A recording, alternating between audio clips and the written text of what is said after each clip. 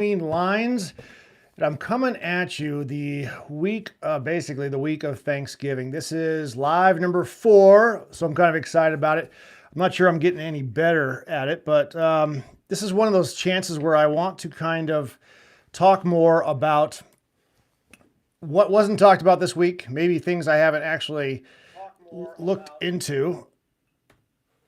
What I haven't actually looked into yet, per se. I haven't researched anything else. So this is kind of a comment thing. If you know something I'm talking about or know about the subject better than I do, which is probably a good idea, put it in the comments. Let me know what you think on that one. And we'll get started here kind of as I get situated going forward. But let's see here.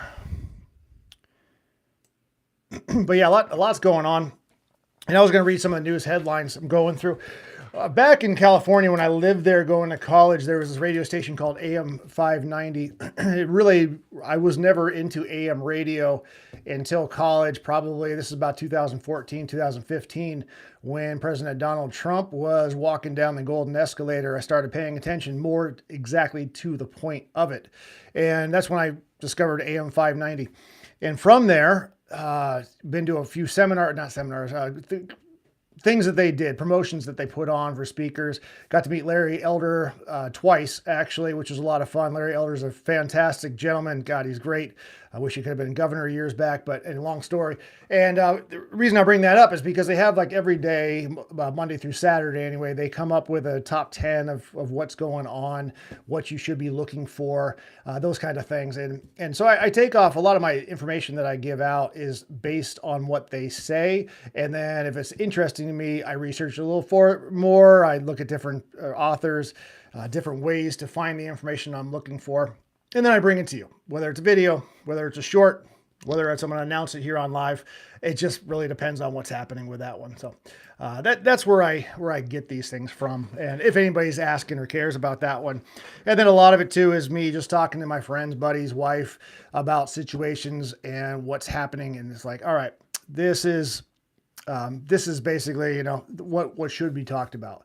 And this week I put out a few videos. I don't know if you had a chance to watch them. I did 3 interviews in 2 days, and I like to space those out, but it just kind of, that's life. That's just life. That's how it happens. You get together and you do it. And, hey, George Birkin, how you doing, sir? So I did the 3 interviews, and I was really impressed by the people I was talking to. Now, full disclosure, I've known these people for a couple of years now, and one was about a buddy of mine who had a liver transplant, and it's what he went through from basically the ages of 28 years old till now he's in his early 50s.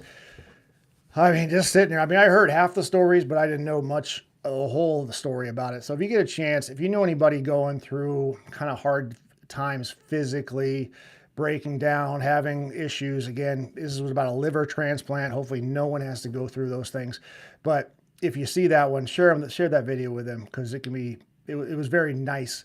It was very nice to be able to share that video with people. And I hope it does help people that are going through that same situation as well. So another video I did with an interview with a person of mine. He was a past Rotarian president. Hopefully you guys know what Rotary is, a service organization, much like Lions. And I can't remember the other one. Anyway, this is why it's live. But anyway, get into that. He basically did a lot of good things for the world in general, and all of his trips that he did. We talked about him going to Africa and all around the country to help people too. So that was nice. It was eye-opening. Again, I knew a little bit about it, but I didn't know all the things that he had done, which was good on that aspect of it.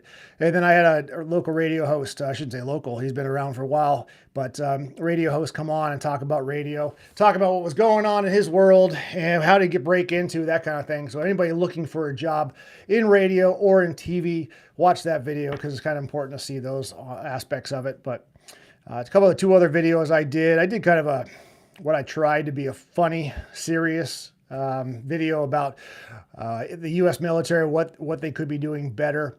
And the idea was, and I won't give the whole thing away, although I say it in the first couple minutes, it talks about the drug boats that are going out there, what's happening with Pete Hegseth, Secretary of War, and of course President Donald Trump taking out these narcotic boats and how they can be doing that better. So take a look at that video.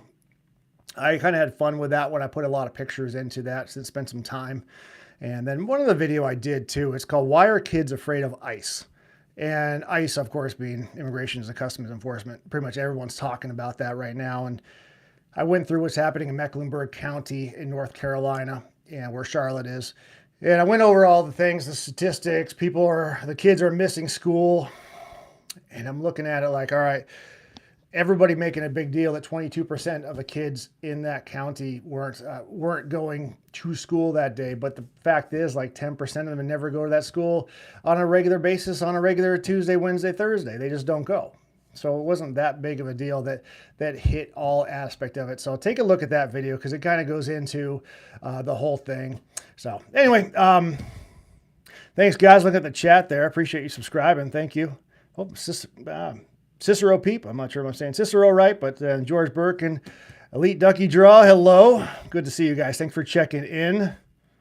So anyway, I'm still, again, if it's the first time you've heard from me live, this is only my 4th time doing this. So I'm kind of bouncing back and forth trying to figure out the timing of anything. But so let's talk about a few things. One of the things I have been doing for myself. You're a YouTuber too. All right, well, let me write that down. Let me take a look at that when I get a minute here. Cicero Peep. XT4JK. Little Stubby Outdoors. All right, what up? Very good. All right. I'm getting totally off ground because I was looking at the chat. That's fun, guys. But we are up to 354. If Cicero Peep just subscribed, 355. Our goal by the end of the year is to have 500. That's what I'm looking at doing. If you could help, please share this channel out there. You know, I've been doing this since March. It is a huge learning curve. If you know anything about YouTube, Rumble, X, Facebook, Instagram, and True Social, there's a big, huge, giant learning curve. What do you know, my dad? All right. I'll look at that later on. So it's a big learning curve, and you got to figure it out. And God, I tell you, it's interesting. All the equipment that we have on here, all the stuff that I bought, the microphones, the computers, nothing works better than my actual cell phone itself. I mean, that's it. And then like a $35 lapel mic. So if you're looking to get into YouTube, it's keep it simple. I think anyway. Let me know if I'm doing something wrong, or if you do something better. The shorts, though, is crazy. I put a bunch of shorts out this week as well. Used a few videos that I had. And when I first started this channel, too, I started looking at all of the experts, the quote-unquote experts that are out there, talking about how to get viewers, how to get this, how to get that. I've tried all those things. This damn algorithm, man, I'm telling you, it's crazy. I go from what? I got 453 views, and I post these within 10 minutes of each other, typically, like 453 to 1281, then 208, 475, back up to 1,000. And then I have 9 on a video that I posted on November 19th. And I'm like, 9. And then back up to 748 in that order. So I don't get the algorithm behind this whole thing. But anyway, all right, let's pass to some news that I haven't had a chance to actually look at. I was actually in Virginia Tech over the weekend. They played the Miami Hurricanes, and we knew it was going to be a big game. We knew it was going to be a big problem for Virginia Tech and the Hokies, but at the same time, they held their own in the first half, I thought. I mean, it kind of went back and forth, a few mistakes, but I mean, we held our own, but just like we did against Georgia Tech. And what happened in Vanderbilt, second half, we just got blown out. So James Franklin, the new coach that came over from Penn State, was now, he announced the new coach. He did a little thing right around third quarter, and he came out and talked about it. And it's funny because we were leaving the hotel this morning, and I guess I didn't know it to us, but a bunch of the coaches were having a meeting, and James Franklin's on the cell phone. He walks right by me, and I'm like, wait a minute, that's, and I looked at some other random guy too. I'm like, is that Franklin? And he goes, yeah, that's Franklin. Oh, shit. All right. So I was going to get his autograph on the way. I want autograph. I was going to do a selfie with him too. I'm like, hey, but he was on the phone. So I was kind of patiently waiting, and then some other people started showing up to this big meeting. And then some kids came by and they had the VT football still packaged and they're going to get autographs. And I'm like, yeah, I don't want to be that guy. So I just let it go. So anyway, big week for Virginia Tech. This is the last home game of the year. And so it's, I'll put some videos up about that too, but I didn't do a whole enough time of a video for one this week. But look at those things. I got one about Adeline Walker. She's one of the youngest regimental commander in the history of the school is out there. And I did another one too about basically at the Virginia Tech game. So take a look at those two. Those are random. One other comment I had too, I'm finding about doing this is I'm getting a lot of comments on past videos that are from like months ago. If you know anything, it comes out, the little bell shows up that you have a message. So I go look at it, I read the comment. I'm like, what is that even talking about? Then I realize I have to actually look at the video it's talking about. I'm like, oh, well, that makes sense. So if you guys are on here and you're watching some of my old videos, I appreciate it. I appreciate you guys watching it. Cicero Peep, I appreciate you loving my videos on there. I thought, I'm just like, why are people, it's weird to think that other videos that I did months ago are still out there. People are still watching, still commenting, and still appreciating. So thanks. I appreciate that very much. So, all right, let's get in the news that I mentioned earlier about AM 590, that radio station in Southern California. They brought this to my attention. 80 years ago this week, the Nuremberg trials commenced. So if you remember the Nuremberg trials, basically the 20 top Nazi leaders began on November 20th of 1945. The first trial in history for crimes against the peace of the world. So these are people basically that, participated in the slaughter of how many Jews going on.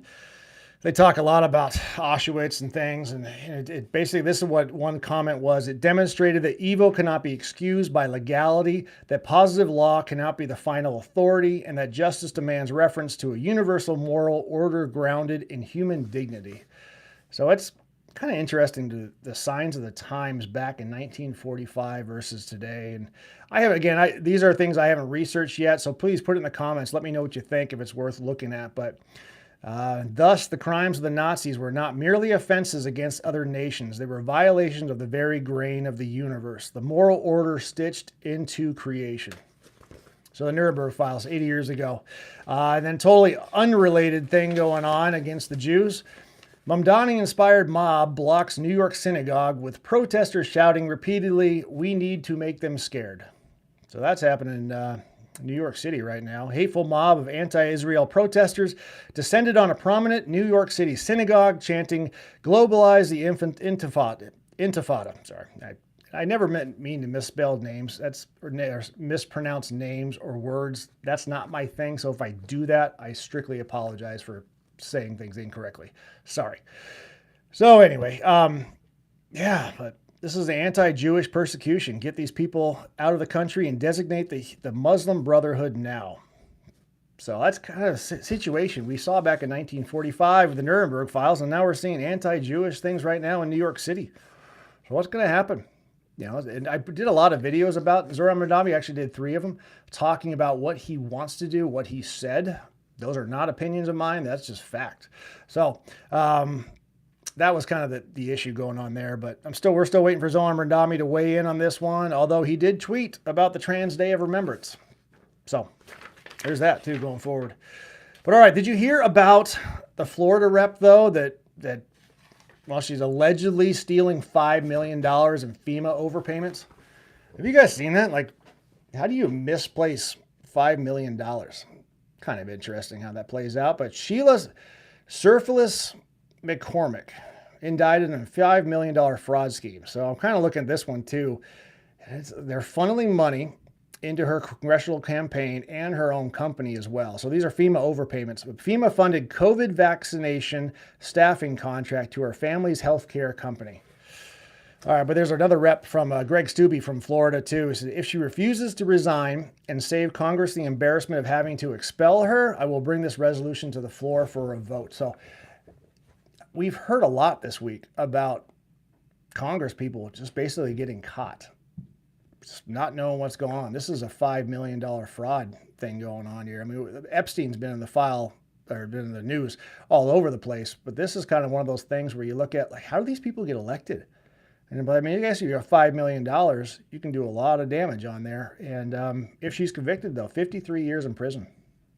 Yeah, that could be a problem right there. All right, but moving on, though, to Biden DOJ seized phone records of Judiciary Chairman Jim Jordan.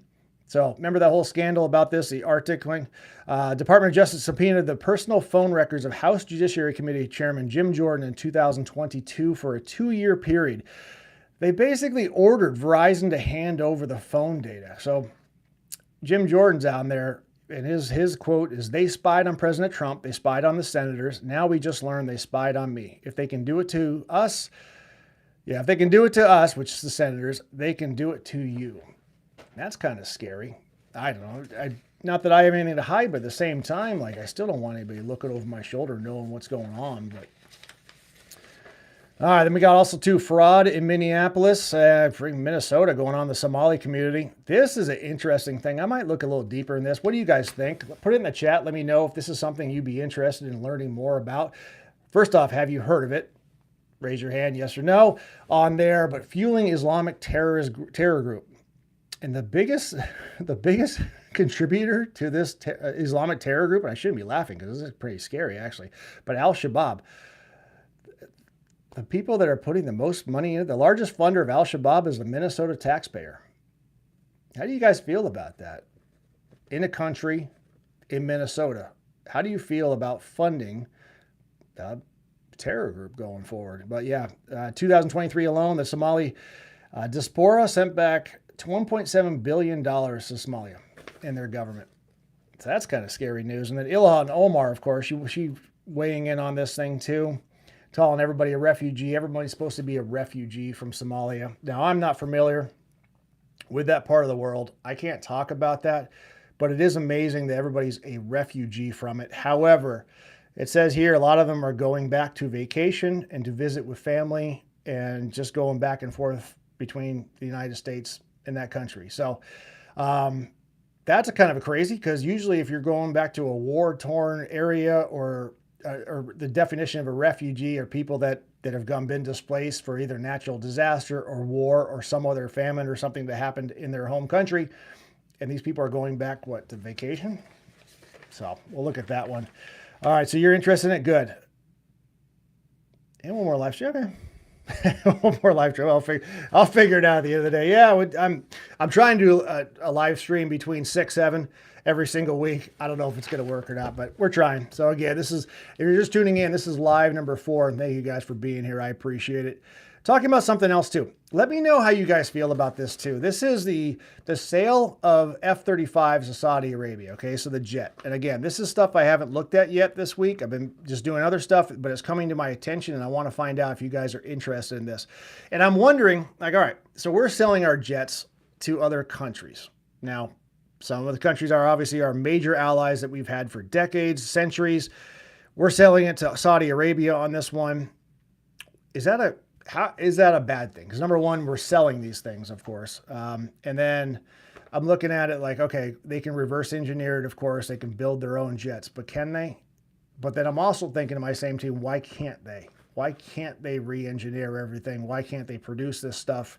Please, someone, put it in the comments. Let me know what you think, if you know a lot more about military arms than I do. But I'm looking at, if you give everybody not necessarily the blueprint, but the final copy, and say, hey, here you go. And are we scared about that? Should we be worried about other countries having our technology? I mean, that was the whole thing about ships, over the submarines and that kind of thing. They always sink themselves before they were able to be captured, and we wanted to catch them alive. But I don't know. It's a weird thing. And this story talks about, basically, we're setting these planes into other airports around the world, that just basically giving us a reach as far as our military, our United States military goes overall. So it could be one of those things. I'm kind of torn on that one. But I remember the one comment, I can't remember who it was, and I apologize again. This is not stuff that I've looked up quite yet. I'm not prepared. We're going live, and I just want to talk about it out here to see if it got interest on it. But the one guy, after we left under Joe Biden's presidency, left all those equipment, the billions upon billions of dollars of equipment. And the guy's like, well, those are going to be obsolete here very soon, because they're going to break down and they're not going to be able to repair them. Well, and it's like, okay, literally they're worried that they won't be able to change the oil in the tanks. So then therefore they won't be able to use it against us. And that was kind of the overpayment on that one. But it's obsolete by then, and then we know the inner workings and weak points. Take them down if needed. Yeah, that's true. We could plug, yeah, Prosperity Lounge. We could plug something in there, a little, something to make it go boom if we actually physically had to do it. So I don't know. That's something I need to look at. Maybe you want to see that going forward. But yeah, Prosperity Lounge. You guys are interested. I need your bio, by the way, Prosperity Lounge. You're always on here, and I appreciate you support. If you guys are interested in business, you're interested in self-development too, look them up. They got a lot of great interviews happening with successful people that have reached the top and are willing to send the elevator back down to help the bottom floor, to help those get right back to where they're on too as well. So yeah, anyway. Agreed on that one. All right. So on Epstein too. I brought up Epstein a minute ago. And obviously the House and the Senate passed the bill on Tuesday. It went to the President Trump's desk and he signed it. Now, the interesting thing, again, I'm live, just talking right here. Back up a little bit and say, of course, the first thing was, Donald Trump is in the files. He's all these horrible things. Okay. So then that we're kind of proving that. Then it was, okay, well, fine. He was best friends with Epstein. Oh wait, no, he wasn't best friends with Epstein. Oh wait, he's going to be in the file. Oh, he'll never release him. No, he won't. And then of course he says yes, he signs off to release him. Now, of course, the thing is, well, he's going to redact everything and it's not going to be all the files. So therefore it's going to be relevant. So I'm just like, the boy who cried wolf in this thing. Like, he keeps saying he's not going to do something, but then he does it. And you're like, all right, this is crazy. Just wait till it comes out. But the whole thing too, if there's 20,000 documents were released from Epstein's estate that were made public in Congress, and everybody thought there was going to be a pretty big problem on here. But did you see what Rep. Stacey Plaskett did, the Democrat representing the U.S. Virgin Islands, when she was literally texting Jeffrey Epstein when they were trying to go after President Donald Trump? I mean, that's kind of a big scenario right there. You got Jeffrey Epstein trying to actually take down President Donald Trump, and you're going to say that Trump is like what? This horrible guy that's all over the Epstein files, had been to the island too. So anyway, yeah. Anyway, Attorney General Pam Bondi now has 30 days to make available unclassified documents. So again, we'll see what actually comes out there. I mean, there's so many files. I would imagine. I mean, I have no idea, but I'm sure there are so many files out there. There are probably no less than 100 interns looking at all these files, saying, hey, what's good, what's bad, those kind of things. One thing that did come out, though, Harvard University President Larry Summers stepped down from his OpenAI board and other public commitments because he knows he kind of screwed up, still being a friend of Epstein. Now, just being a friend of Epstein, even after he was convicted, that he's still... Yeah, that's bad enough. That's bad enough. What else did Larry Summers have to do with that too? So stay tuned. Stay tuned on that one. But also this kind of hits close to home though in Southern California if you guys are out there. Victim of a Palisade fire bring lawsuit over a role of state park official in the blaze. Now we've all heard about what happened in Los Angeles, okay? The Pacific Palisades, what happened in Malibu. Not to mention all of the other fires that have happened in the last couple of years, the major things that turned to ash, these neighborhoods just gone. So we know those bad things. We know the water was turned off. The Karen Bass was out of town. You got a whole bunch of other things that just kind of happened in this where they couldn't comb the mountains and things. And that's kind of my own opinion on a lot of that stuff. But if you look at what triggered this whole thing, and of course, a lot of it said, hey, this is global warming, global change, all these things that were going on. And then you realize, no, it was an arson. It was a guy lighting fires. That's all it was. Let's call it what it was. This guy went around. They caught the guy. If you haven't heard of that, probably a reason why you haven't heard of that is because they're trying to keep it quiet. It was arson. Big surprise. Yay. You'll hear about it later on when the guy's convicted, or he's going to be sentenced because he's mentally incapable of standing trial and he'll be in a nut house somewhere. But it was literally caused by that. Well, here's the weird thing. So 37,000 acres were done. 16,000 structures burnt down, killed 12 people. Okay. But here's where the California State Parks role in the Palisades fire comes in. So this is the California State Parks. Okay. Think like tree hugger walking around saying all these things. A state park official who arrived at the scene of the fire on January 1st directly interfered with LA Fire Department's mop-up operations. So as the fire's still going on, still smoldering in certain areas, this is what the LA Fire Department says. They were told that the fire department couldn't bring a bulldozer in to cut a line around the fire, and they could not do mop-up with their hand tools or dig up around any native plant species. So again, 37,000 acres are burnt, 16,000 structures, 12 people died, but the state park guy is worried about the plants. Yeah, they basically put plants over people and wouldn't let the firefighters attempt to fully mop up this fire, end quote, LA Fire Department. You got people's houses and people dying, and you're worried about what? Some brush that was going on, some sagebrush. I don't know what's out in the mountains that they're worried about protecting, but the native thing. How does that happen? How do you doing that? It reminds me of a story years back. Probably this goes back a decade ago, but the fish that the smelt that was in the San Francisco Bay, you couldn't get enough water in, and they tried to do all these things for power and also to get the water coming in out of the Bay Area, and they couldn't do it because of a small little fish, little smelt. They couldn't. They put the fish before they put the people out there. So so that's kind of where we're at. Anyway, those are the kind of the stories again. I bring those up. I haven't had a chance to research them at all, but the overall thing is, those are what's happening right now in the world, whether you heard about it or not. And yeah, Prosperity Lounge, I know you had some time there in California. Yeah, you probably know all about those smelt things. I thought about those because, again, was that a decade ago? Put it in the comment. Let me know. I mean, it was maybe 2015, about that, something like that. I can't remember that the whole timing was of that. But anyway, it is an interesting time to be alive as we go into this Thanksgiving, being thankful for all the wonderful things we have. We're tracking all the people at ICE. I was watching a video today of people at Home Depot buying ice scrapers, like for the car windshield, ice scrapers, and then returning them. So lines and lines of people buying ice scrapers and then returning them to boycott Home Depot. And I'm just like, how is this happening right now? So that's where I'm at.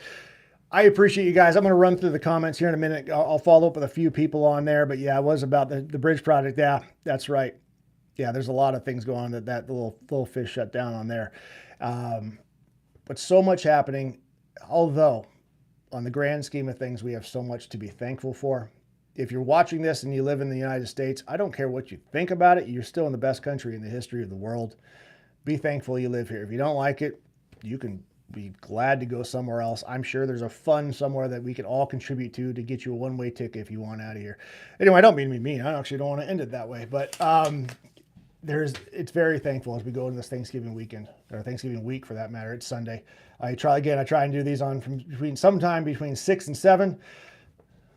And then I'll do my live streams. But I appreciate you guys watching it. A couple more videos are coming out this week that I'm very excited about. We're going to be doing some more interviews, and I'll be keeping up with the shorts. So if you have your own channel, Cicero, I'm going to be looking up your channel as well. So that's very cool. And then Prosperity Lounge, you do some amazing stuff too. So if you have another channel, shoot me a little comment. Let me know what you got going on. And we're happy to watch, subscribe, do whatever we need to do. Because again, we personally here at Truth Between Lines want to hit that 500 mark. And we want everybody to be successful doing whatever they possibly can. So have a great week.